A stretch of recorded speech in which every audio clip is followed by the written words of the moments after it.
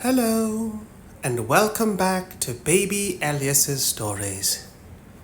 We now return to Snuff, Part 9. Darkness had lasted about 4 hours when Vimes was woken by a small boy bouncing up and down on the bed, and therefore on Sam Vimes, and saying, "Willikins has found a bird that just died. Dad, Mum says I can dissect it if you say it's all right, Dad." Vimes managed to mumble, "Yes, all right, if your mother says so," before slipping back into the black. And the black spread around him. He heard himself thinking, "The summoning dark could tell me everything I need to know, and that is the truth. But would the truth that it told me be the truth? And how would I know that? If I rely on it, that in some way I become its creature, or perhaps it becomes mine.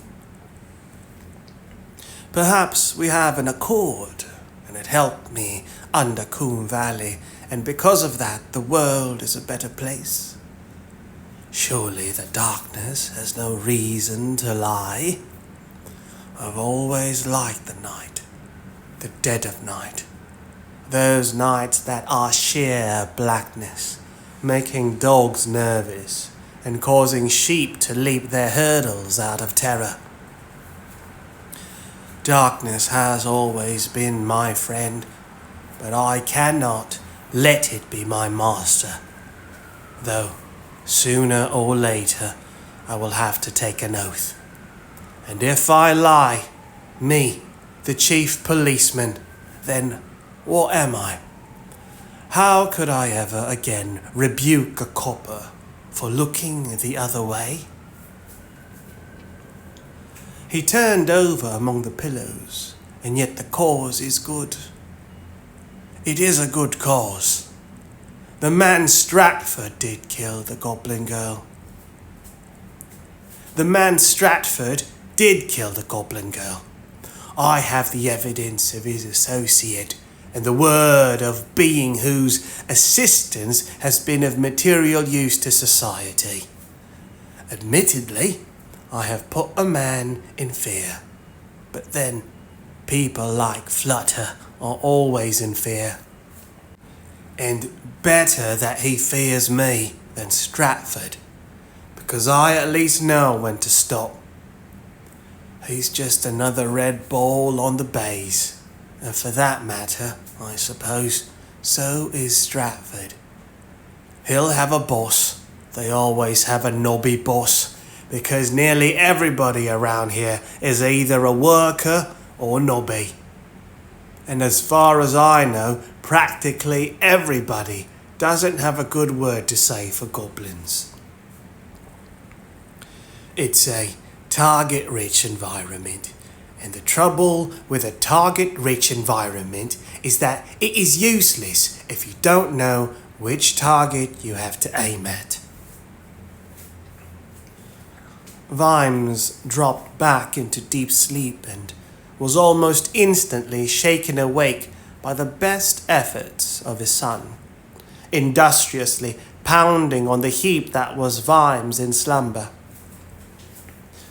"Mum says to come, Dad. She says there's a man." Vimes wasn't a dressing gown type of person, so he struggled back into his clothing and made himself as presentable as a man could who needed a shave and didn't appear to have the time to get one. There was a man sitting in the lounge wearing a Fan Taylor hat, jawed purrs, and a nervous smile. 3 things that mildly annoyed Vimes. Jodhpurs, full-length trousers worn for horseback riding, that are close-fitting below the knee and have reinforced patches on the inside of the leg. Jodhpurs. There was a man sitting in the lounge, wearing a fan tailor hat, jodhpurs, and a nervous smile. 3 things that mildly annoyed Vimes. A nervous smile generally meant that somebody was after something they shouldn't have. He personally thought a fan tailor looked silly. And as for the jodhpurs, no man should meet a copper if he is wearing trousers that make his legs look as though he has just burgled a house full of silverware and shoved it hastily down his trousers. In fact, Vimes thought he could see the outline of a teapot, but possibly that was his eyes playing mischievous tricks on him. The wearer of this presumably self-inflicted triple misfortune stood up as Vimes entered. "Your Grace?" "Sometimes," said Vimes. "What can I do for you?" The man looked apprehensively at Lady Sybil, who was sitting comfortably in the corner with a little smile on her face, and said, "Your Grace, I'm afraid I must serve you with this cease and desist order on behalf of the Board of Magistrates for this county.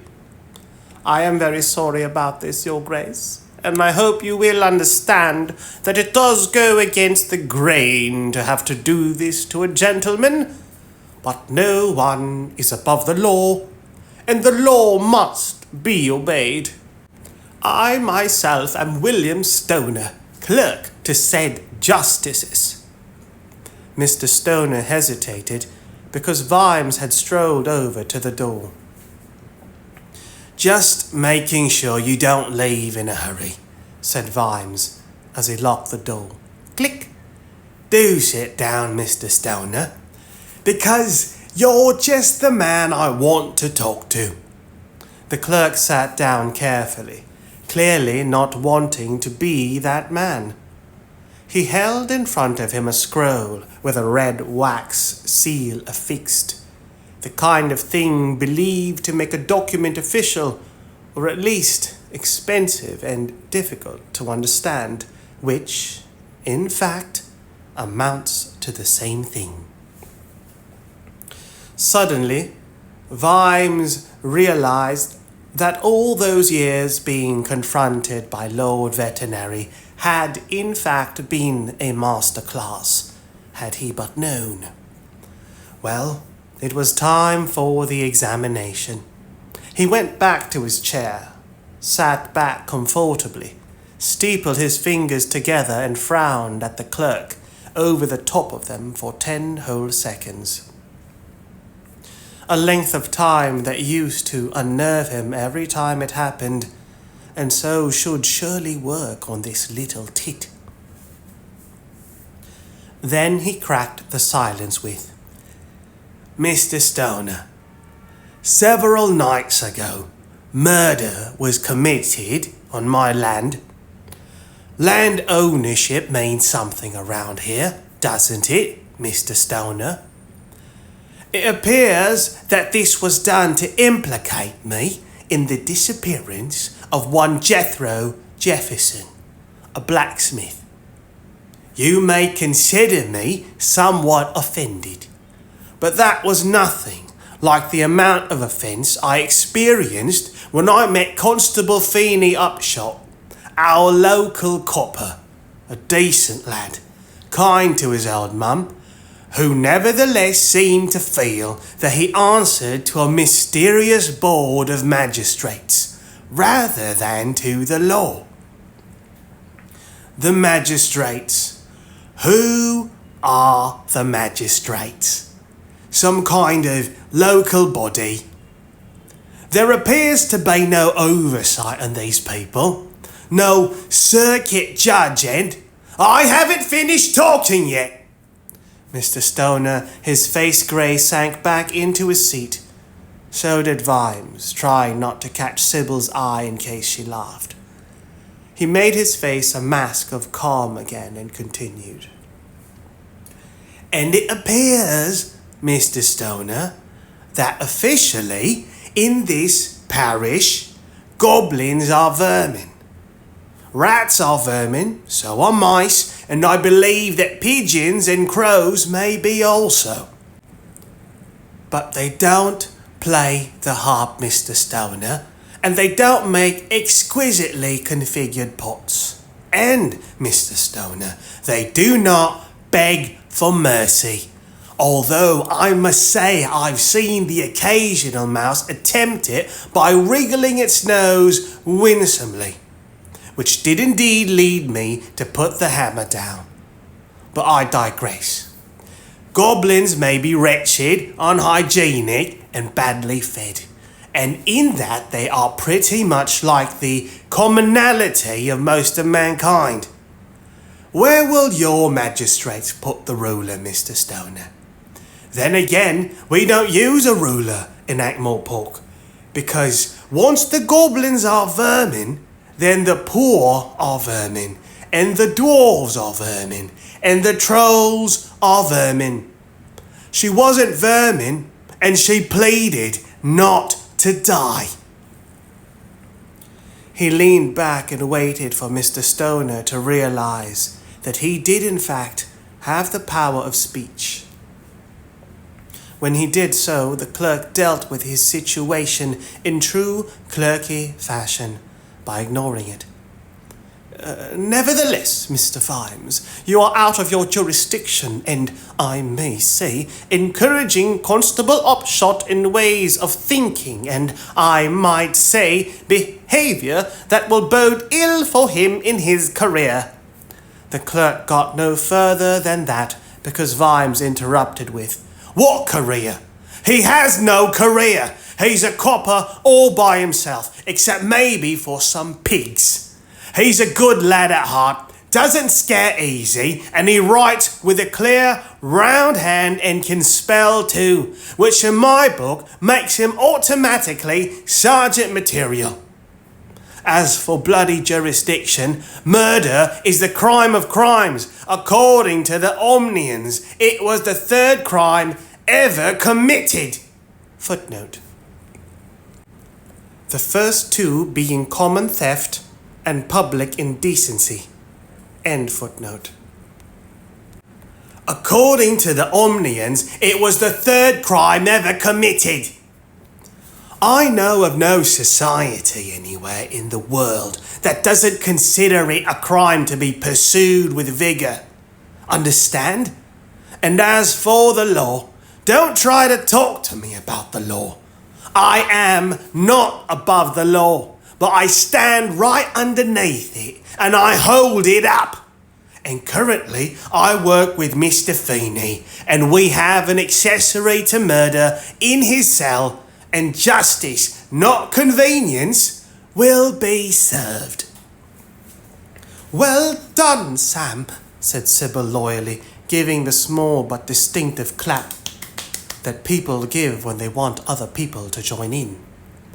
Mr. Stoner, on the other hand, simply said, Well done, sir, but nevertheless my instructions are to arrest you. The magistrates have sworn me in as a policeman, you see, and young Upshot has been relieved of his duties. He winced because of the sudden freeze. Vimes stood up and said, I don't think I'm going to allow you to arrest me today, Mr. Stoner. I dare say Sybil will allow you a cup of tea, should you want it, but I'm going to see Chief Constable Upshot. And he stood up, unlocked the door, click, and walked out of the room, out of the hall, and, at a reasonable speed, headed down to the lockup. Halfway down, Willikins overtook him, saying, I couldn't help hearing all that garbage, Commander, on account of how I was listening at the door as per Section 5 of the Gentleman's Code. What a nerve! You'll need me to watch your back. Vimes shook his head. I don't think a civilian should get involved, Willikins. Willikins had to run faster because Vimes was speeding up, but he managed to gasp out, "That is a hell of a thing for you to say to me, Commander," and hurried on regardless.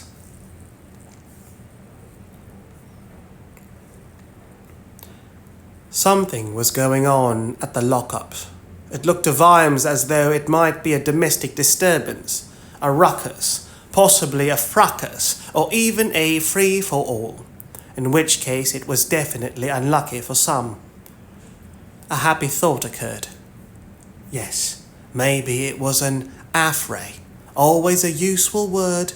Always a useful word because nobody is quite certain what it means. But it sounds dangerous. Vimes burst out laughing as soon as he saw what was going on. Feeney was standing in front of the lockup, his face beetroot red and his ancestral truncheon in his hands. Quite possibly it had already been used on the small mob trying to assault the lockup, but there was a man lying on the floor, clutching his groin and groaning. However, Vimes's lengthy experience told him that the man's carefully targeted misfortune had a lot to do with Mrs. Upshot, who was in a semicircle of men, all of them ready to jump back as soon as she waved her broomstick at them. "Don't you dare say my lad Feeney ain't a copper! He is a copper, and so was his dad, and his granddad, and his great-granddad before him." She paused for a moment and went on grudgingly. "Pardon me, I tell a lie. He was a criminal, but anyway, that's nearly like being a copper." The broomstick made a whooshing sound as she swung it backward and forward. Whoosh, whoosh. "I know you lot. Some of you is gamekeepers, and some of you is smugglers, and a few of you is bastards, excuse my clutching." By now she had caught sight of Vimes, and pausing only to bring her broomstick down like a mallet on the floor of a man who had stepped in the wrong direction, she pointed her finger at Vimes and yelled, "See him? Now he is a gentleman and also a great copper. You can tell a real copper, like my Henry, God bless his soul, and Commander Vimes too, 'cause they've got proper badges that have been used to open thousands of beer bottles, I dare say, and believe me, one of them would hurt you if they tried to stick it up your nose. The flimsy bits of cardboard you boys is waving makes me laugh. Come any further, Davy Hackett," she said to the nearest man, "and I will shove this broomstick in your ear. Trust me, I will." Vimes scanned the mob, trying to sort out the vile and dangerous from the innocent and stupid, and was about to brush off a fly from his head when he heard the gasp from the crowd and saw the arrow on the cobbles and Mrs. Upshot looking at her broom falling into two pieces. In theory, Mrs. Upshot should have screamed, but she had been around coppers for a long time, and so, face red, she pointed at the broken broom and said, as only an old mum could say, "That costs $50. They don't grow on trees, you know. It wants paying for."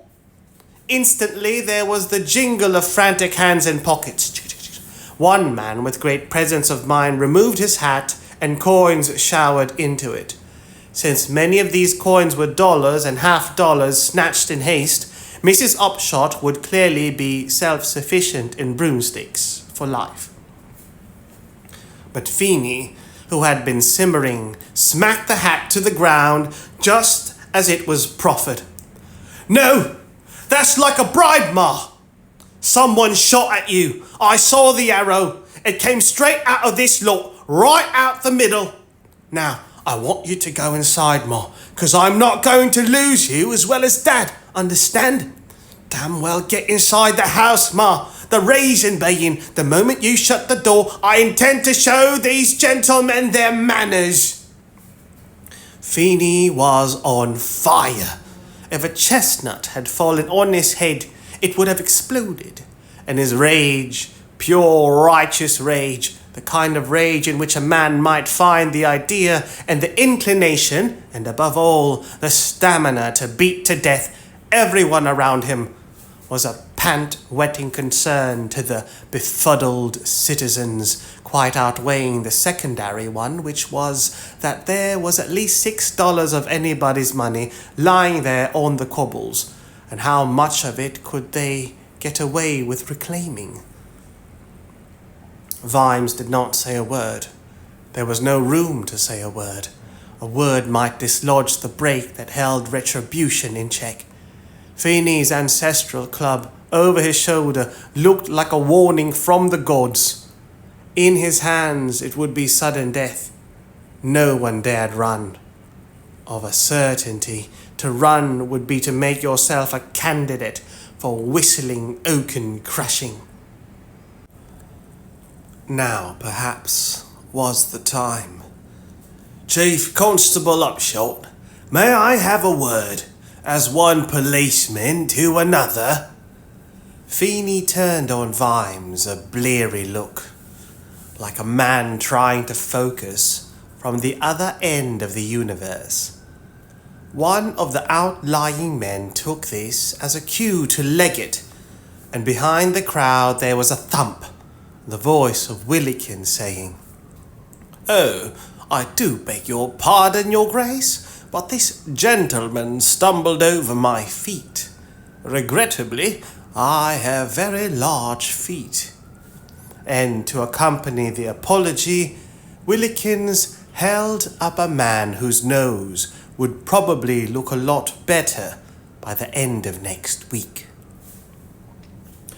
All eyes turned to Willikins, except those of Vimes, because there, in the shadows, keeping his distance from the mob, was that bloody lawyer again.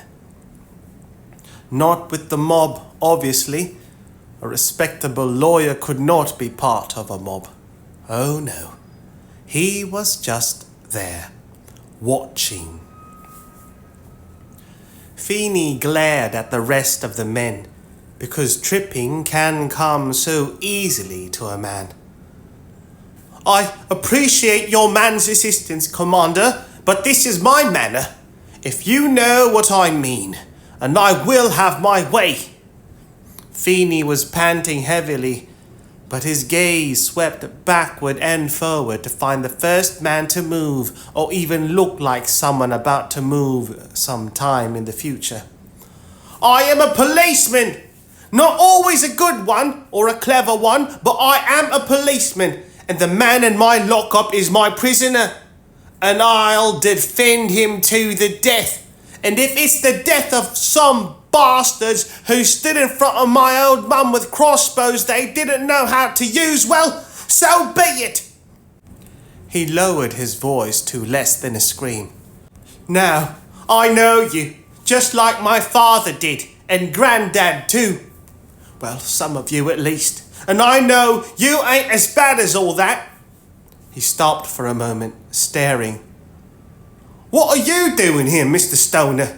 Standing there next to a mob? Have you been making a few pockets jingle?" "That statement is actionable, young man," said Stoner.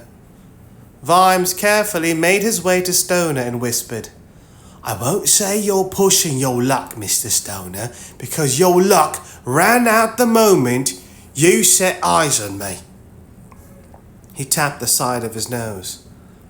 "A word to the wise. I've got big feet too." Oblivious to this, Feeney went on.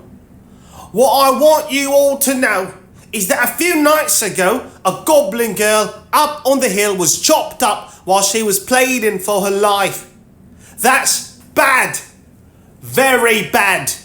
And one reason is that a man who can chop up a goblin girl will chop up your sister one day. But I will help my..."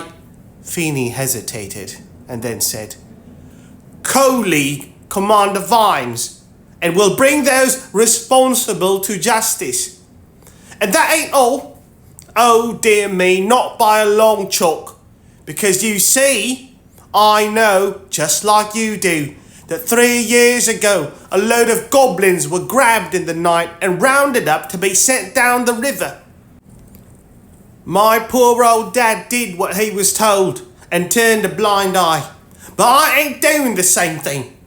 I don't know if any of you helped, and right now that don't concern me over much, 'cause folks around here tend to do what they're told, although maybe some like doing what they're told more than others. Feeney turned around, making certain that all knew they were included. And I know something else. I know that late yesterday, when we were actually on the way to Hangnails, a bunch of goblins from Overhang were grabbed and put on an ox boat down the river to... What? Why haven't you told me all this before? Vimes shouted. Feeney didn't look in his direction, keeping his gaze on the mob. What before? Sorry, Commander, but it's been all go and I only found out just before this bunch arrived, since when it's all got busy.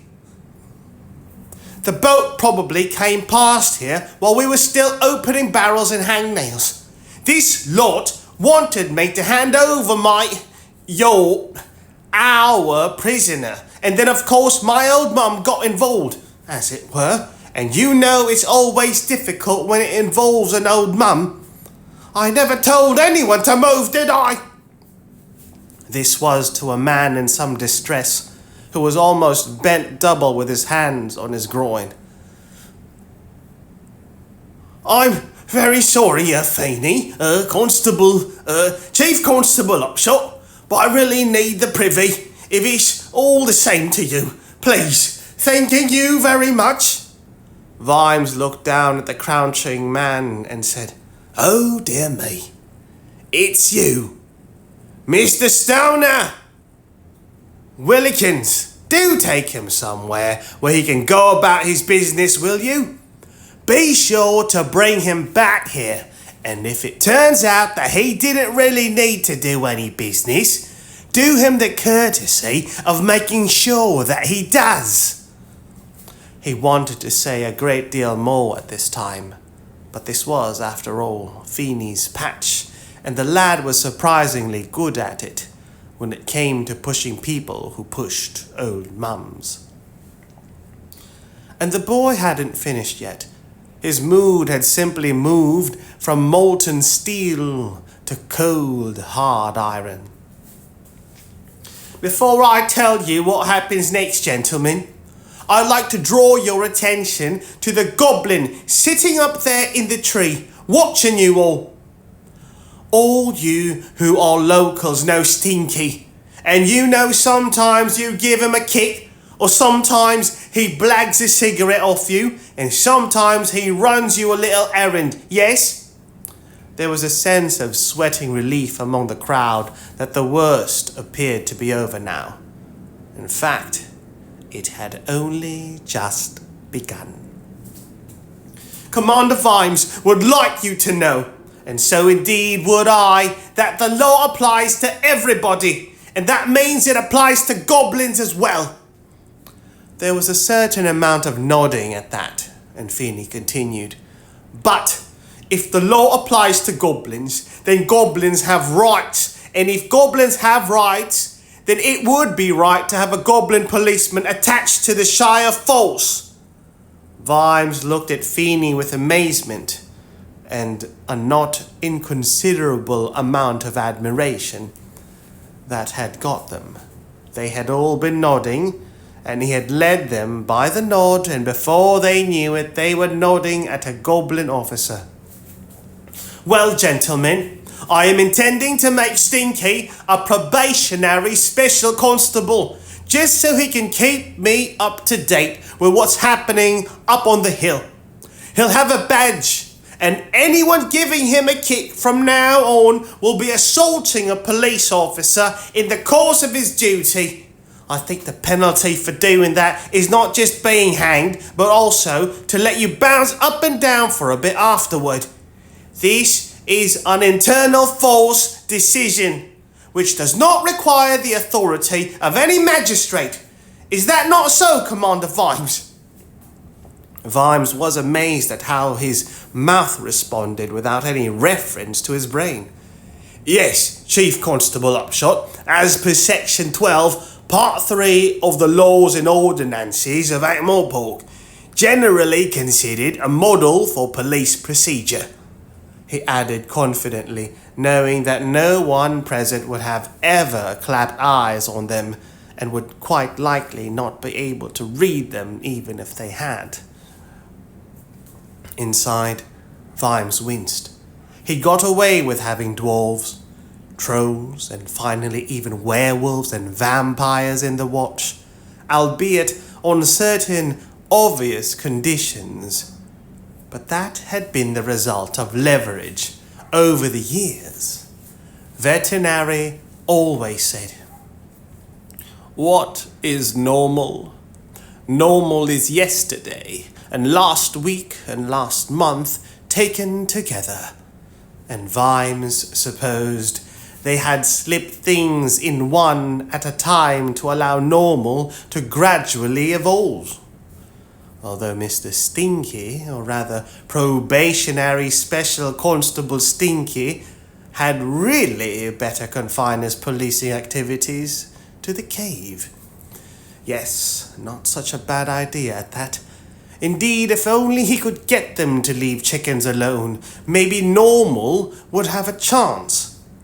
After all, people seemed quite easy about having their rights and liberties taken away by those they looked up to. But somehow, a space on the perch was a slap in the face, and treated as such. And now Feeney, getting out of breath, was nearly talked out. "I can't force any of you to tell me anything, but is there any one of you anxious to help me with my inquiries?" Vimes tried not to let anyone see his expression, least of all Feeney. Of course, Captain Carrot had once been like that, and was it possible?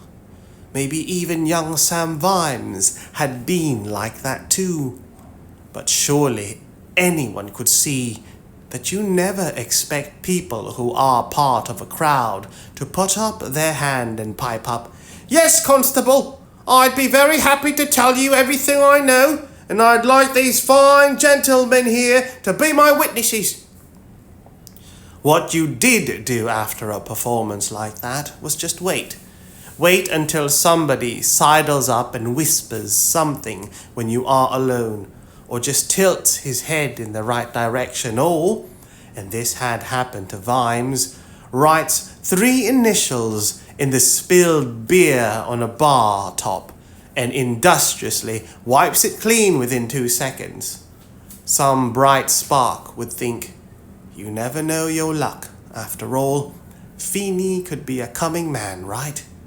And a happy relationship might come in handy one day. Vimes blew away the pink cloud of embarrassment. "Well, gentlemen, speaking as commander of the Ankh-Morpork City Watch, it seems to me that your senior police officer is being considerably lenient with you. I would not be, so be grateful for him. How many of these," and here Vimes inserted a sneer, "gentlemen, do you really know Chief Constable Upshot?" "Oh, about half of them, Commander.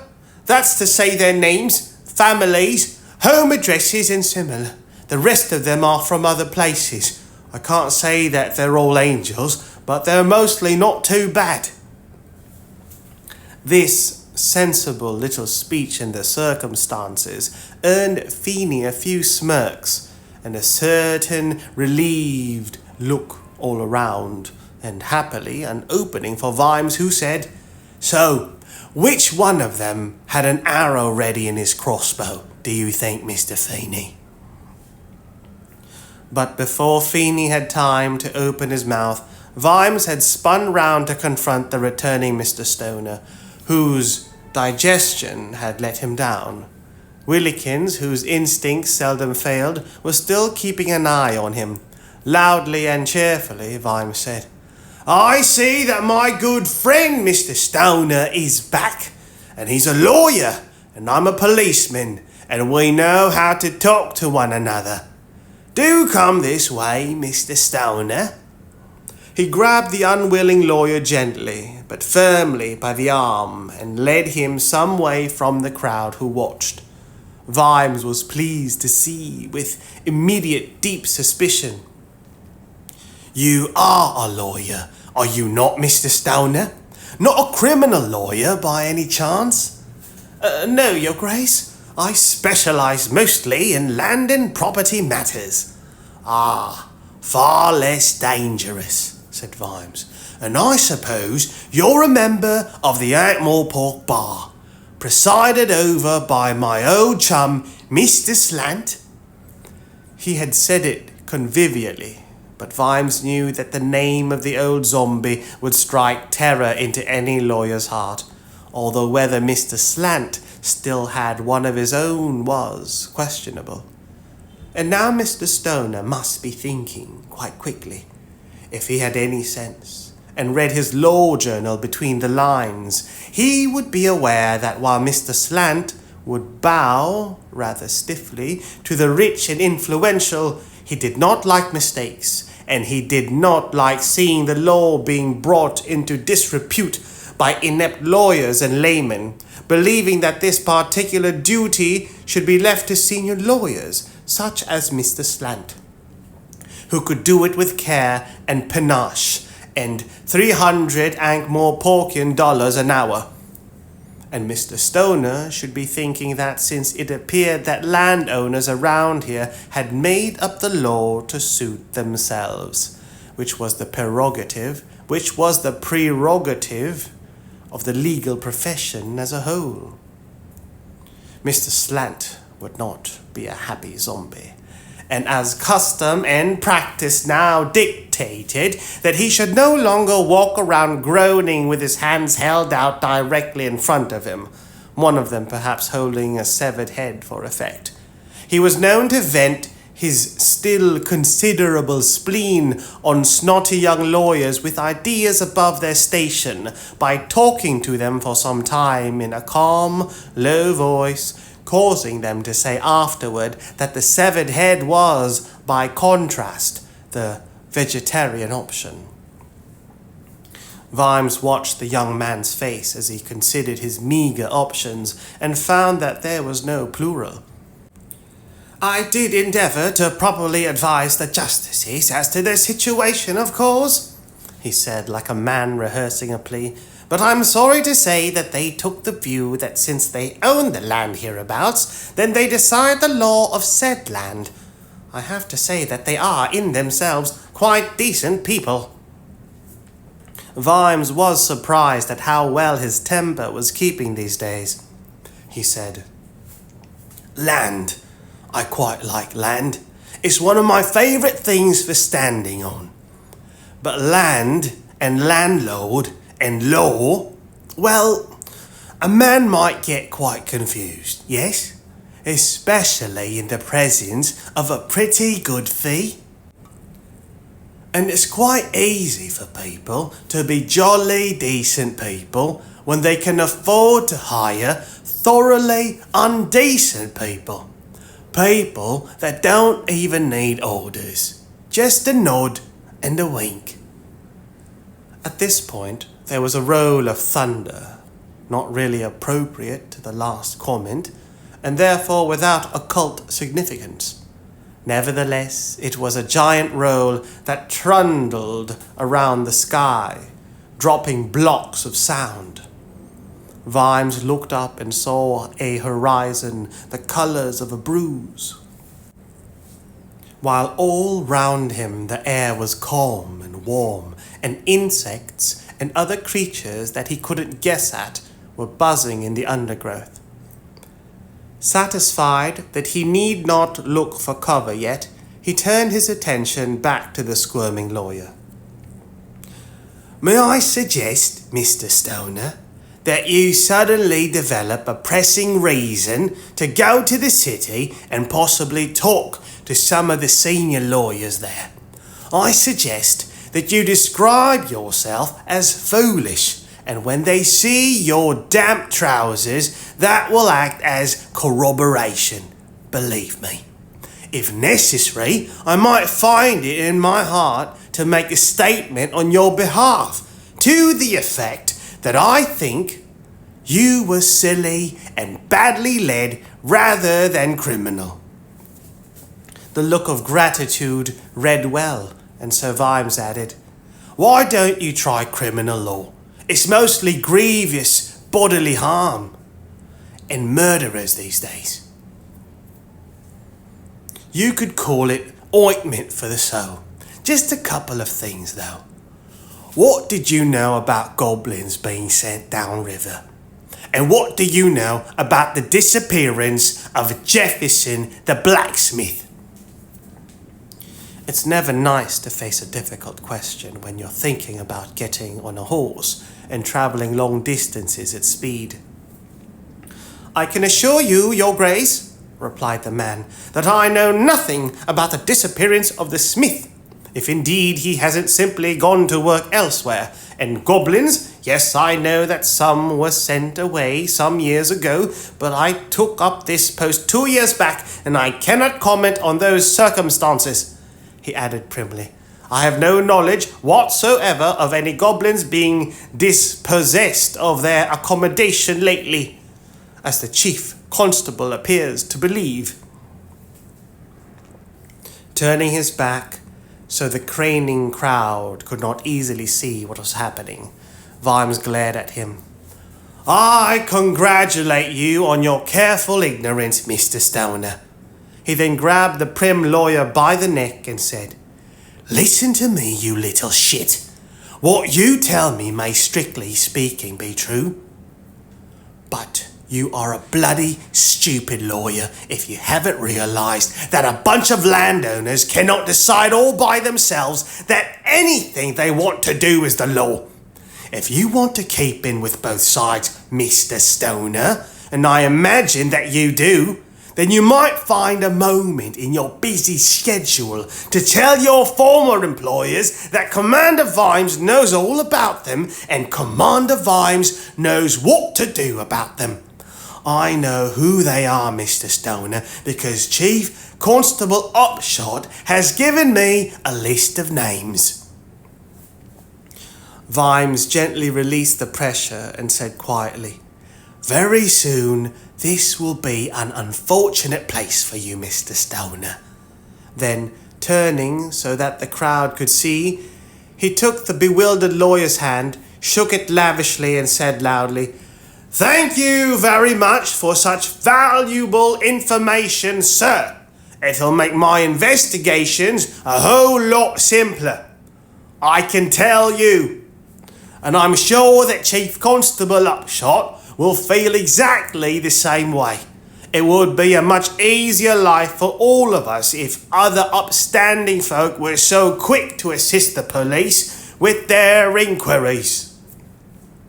He looked at the stricken lawyer and said more quietly, "I am no judge, but some of those men have a certain look about them. I know the sort, probably got more teeth than brain cells.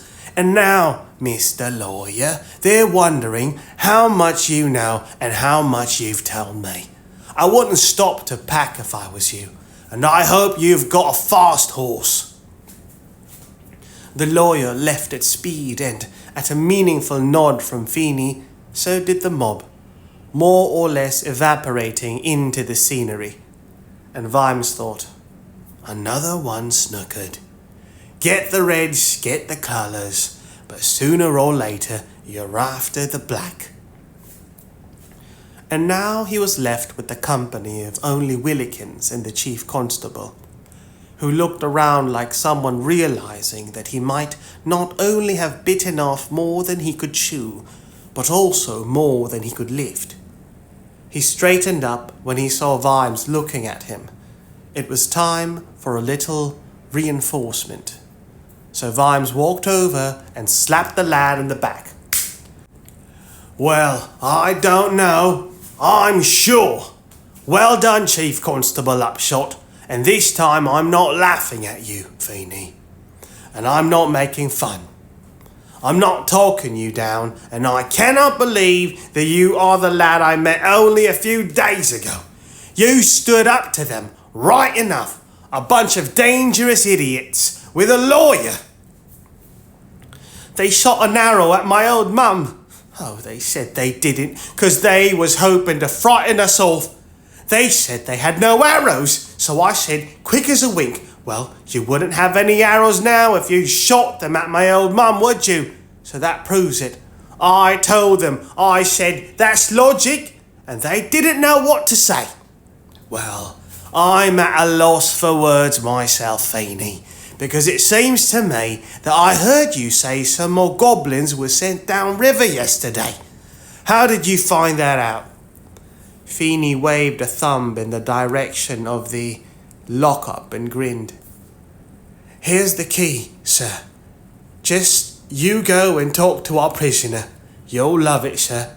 He was beside himself when he knew they were coming for him, and he sang like a nightingale. Didn't he just? Generally, we say that they sing like a canary, said Vimes, turning toward the stubby little building. Yes, sir. But this is a rural police station, sir, and I know my bird, sir, and he sang like a nightingale, right enough.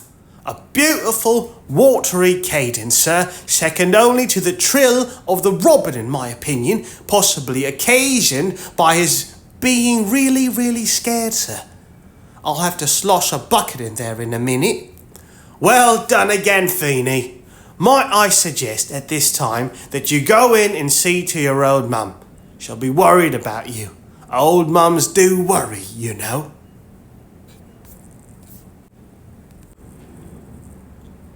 Wee Mad Arthur was impressed. Why hadn't anybody told him about the craw step before? Well, it was only recently that he had learned that he was, by birth, a Knack-Mack-Feegle, instead of, as he had been given to understand, the child of peaceful shoemaking gnomes. Feegles did not wear shoes, and neither were they peaceful. Like many people before and after, wee Mad Arthur had always thought that he was in the wrong life. When the truth had fortuitously been uncovered, it all seemed to make sense. He could be proud of being a Knack-Mack-Feegle, albeit one who enjoyed the occasional visit to the ballet and could read a menu in Quirmian, and, for that matter, read at all. He cruised above the warm blue skies of Hawonderland in great circles and enjoying himself no end. The whole continent. There were people on it, so he understood, but mostly what he was seeing from the air was either desert, mountain, but mostly what he was seeing from the air was either desert, mountain, or, most of all, green jungle. He allowed the albatross to drift on the thermals as his keen eyes searched for what he suspected might be there. It was, in fact, not a thing as such, but a concept, rectangular. People who planted things liked rectangular. It was orderly. It made things easy. And there it was, right down there on the coast. Definitely rectangular, and quite a lot of it. After a brief meal of hard-boiled egg, he persuaded the bird to perch in a treetop.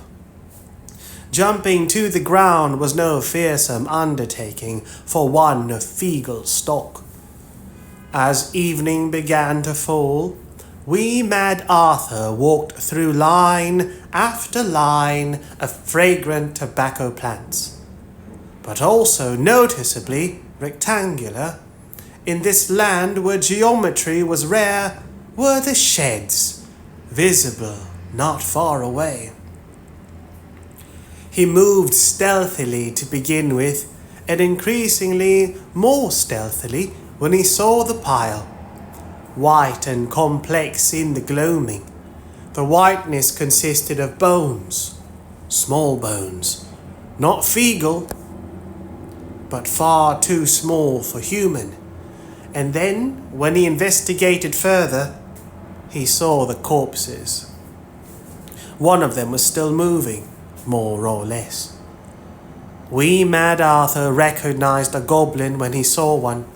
There were enough people who did not like Feagles for Feagles not to be snotty on the subject of goblins.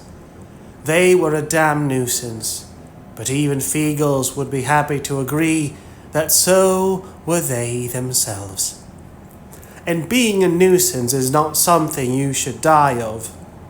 In short, Wee Mad Arthur recognized this situation as very bad. He took a look at the one who was moving. There were wounds all over it. One leg was twisted back on itself and suppurating scars over its body. Suppurating or suppurate, to form or discharge pus. Suppurate. One leg was twisted back on itself and suppurating scars covered its body. Wee Mad Arthur knew death when he saw it, and that was in the air right now. He looked at the pleading in the goblin's one remaining eye, took out his knife, and ended its suffering. While he was staring at this, a voice behind him said, "And where the hell did you escape from?" Wee Mad Arthur pointed to his badge, which to him was the size of a shield, and said, "Ankh-Morpork City Watch, you can?" The burly human stared at him and said, "There ain't no law here. Whatever you are, you little squirt." As Commander Vimes always said in his occasional rousing speeches to his men, it was the mark of a good officer if he or she is able to improvise in unfamiliar circumstances. Wee Mad Arthur recalled the words very clearly. "Nobody expects you to be a first-class lawyer," Vimes had said. "But if you have evidence that suggests that your proposed action is, on the face of it, justified, then you should take it." And then Wee Mad Arthur, ticking off points in his head, thought, "Slavery is illegal. I know it used to be done, but I don't know anywhere it's done anymore. The dwarves don't do it, and neither do the trolls, and I know that Lord Veterinary is dead against it." He checked all this again to make certain that he had got it right, and then looked up at the scowling human and said, "Excuse me, sir. What was that you just said to me?" The man smiled horribly, grasping the handle of his whip. "I said, there ain't no law here, you rabid little skunk." There was a pause, and Wee Mad Arthur glanced down at the dead goblin on the stinking bone-filled midden. "Guess again," he said. As battles go, it was one of the most one-sided, because that side belonged to Wee Mad Arthur. There were only a dozen or so guards on the plantation, because starving creatures in chains do not, as a rule, fight back, and they never knew who they were fighting. It was some kind of force that sped backward and forward across the ground and then up your trouser leg, leaving you in no heart whatsoever for fighting or, for that matter, anything else. Punches came out of nowhere. Those who ran were tripped. Those who didn't were left unconscious. It was, of course, an unfair fight. It generally is if you are fighting even one Knack-Mack Feagle. even if you are a platoon. Afterward, wee Mad Arthur found chains in some of the huts and carefully chained every recumbent guard. Only then did he open the other huts.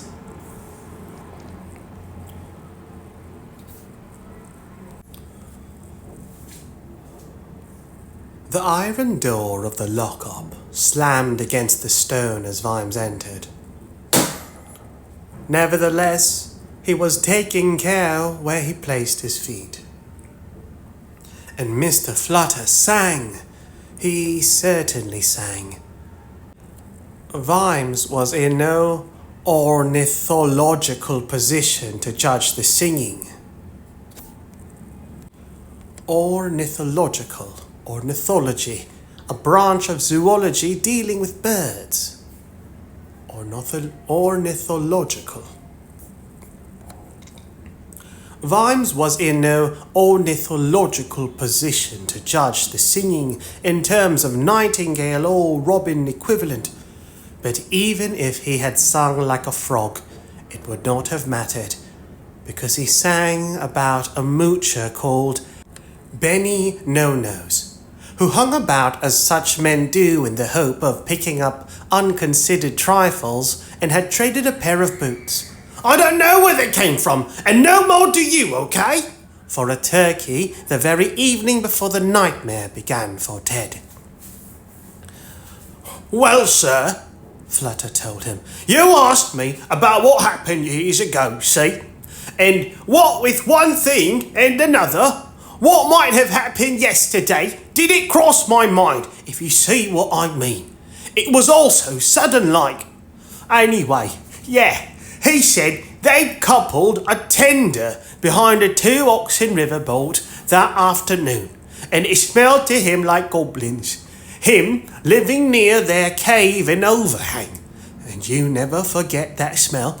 Also, he said to the dockmaster, a man known to one and all as Wobbly No Name, on account of him often walking funny when the drink is on him, and was told, yeah, they're sending them down while the going is good, and you never saw them, and neither did I, understand? Someone must think it very important, 'cause Stratford is on the boat. Someone must have stamped their foot about that, because Stratford, well, he don't like boats, don't like water, come to that. Won't travel on a boat at all if he can help it. Vimes didn't whoop. He didn't even smile. He hoped you made sure you didn't if you could help it, but he gave himself a point for being civil to Flutter. You couldn't get off feegle-free after a charge of accessory to murder, but there were ways and ways of doing time, and if this all worked out as he hoped it would, Flutter might find that time would pass comfortably, and even perhaps faster than usual. He said, well, thank you, Ted. I'll look into it. In the meantime, I'll leave you in the capable hands of Chief Constable Upshot, to whom a prisoner is as sacred as his dear old mum. Trust me. He pulled out the key to let himself out, and then paused as if an important point had just aimlessly struck him. A 2 oxen boat? Does that go twice as fast? And now Flutter was a river boat expert. Not really, but you can pull more load, even through the night, see? Now, your 1 ox boat has to stop overnight at a cattle landing, so as the beast can have its rations and a jolly good chew and some shut-eye before dawn, and there's a cost in time and money right there. Prisoner or not, Ted was now a self-styled lecturer to the unfortunately ignorant. But with 2 oxens, well, one can be taking a bit of a rest. One can be taking a bit of a rest while the other is keeping the boat moving. I reckon there were 3 barges behind that one. Not too much for 1 ox downstream at this time of year. He sniffed. I wanted to be an oxboat pilot, but of course, the bloody zoons. Footnote. A race of freshwater mariners found everywhere in and around the Stowe Plains. They are said to be incapable of lying, although this piece of information has been provided by the zoons themselves, causing, as it were, a philosophical conundrum. Certainly it is maintained that they find the concept of a lie so difficult to understand that the few among them who have mastered the technique are venerated and given high office in Zoon society. End footnote. He sniffed. I wanted to be an oxboat pilot, but of course the bloody Zoons had got it sewn up. I did do a season on one, mucking out and feeding, but I prefer turkeys. And the name of the boat? Said Vimes carefully. Oh, everybody knows it. It's the biggest on the river. Everybody knows the Wonderful Fanny. Internal monologues can play themselves out quite fast, and Vimes's went. Let me think. Yes. Almost certainly there was a captain who had a wife who was probably named Francesca at birth. But that's too much of a mouthful, and he named his boat after her because he loved her very much. And there you have it. There is no need to dwell on the subject, because there are only so many words, letters, and syllables available to the tongue, and if you can't come to terms with that, then you might as well never get out of bed. And so, having got his brain sorted out, he released the clamps on his silly, embarrassed face reflex and said, Thank you for your cooperation, Ted, but if you had told us earlier, we might have been able to catch the damn boat! Flutter looked at him in astonishment. Catch the Fanny? Bless you, sir. A man with one leg could do that. She's a bolt carrier, not a streaker. Even going all night, she won't have got much past Fender's Bend by now. There are bends all the way, you see. I reckon you never get more than half a mile without a bend. And it's full of rocks too. Seriously, you have to zigzag so much on old treachery that you're often crossing your own wake. Vimes nodded at this. One last thing, Ted. Remind me again. What exactly does Mr. Stratford look like? Oh, you know the type, sir. Sort of average. Don't know how old he is. Maybe 25, maybe 20. Sort of mousy hair. No scars that show, amazingly. Ted looked embarrassed at this paucity of information and shrugged. Paucity, smallness of number, fewness. Paucity, smallness of quantity, dearth. Paucity. Ted looked embarrassed at this paucity of information and shrugged. Sort of average height, sir. He scrabbled for details and gave up. To tell you the truth, he sort of looks like everyone else, sir. That is until he gets angry. Ted's face lit up. And that, sir, is when he looks like Stratford.